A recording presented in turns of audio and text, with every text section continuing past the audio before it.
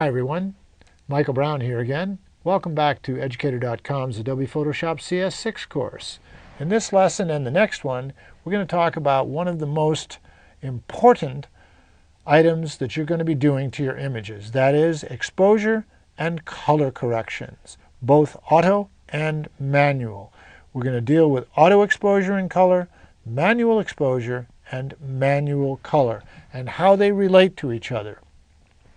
Here are the various controls and the mantra of exposure and color, which you should remember and apply.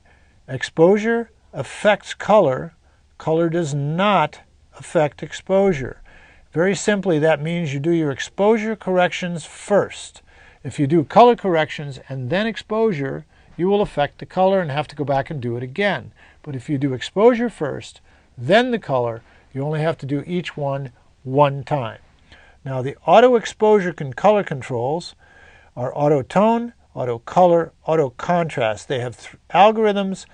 Mostly it's a contrast adjustment which affects both exposure and color simultaneously.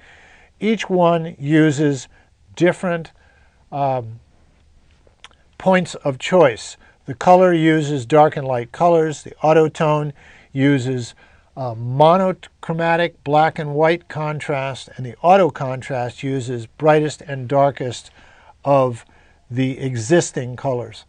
Auto brightness contrast is just an overall snap of the two. This one is new and it's the default auto control for CS6.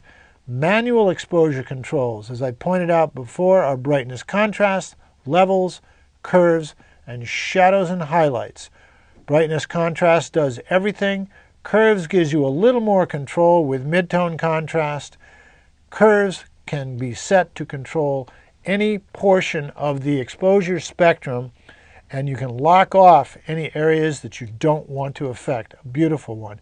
Shadows and highlights does exactly that. It opens up the shadows and it brings down your highlights. A really nice control. Under your color control, we have color balance, which is like a filter. You add or subtract color by using opposite colors. For example, blue is the opposite of yellow, so if you add blue, you're removing yellow. So it's blue and yellow, red and green, cyan and magenta. It's just a filter. Hue saturation adjusts the hue and saturation either overall of your image or of specific color channels: red, green, blue, yellow, magenta, and cyan, so you can specifically target individual color channels. Vibrance is like hue saturation, but it only deals with non-dominant colors, doesn't affect the very saturated colors, and it protects skin tones. So let's get started.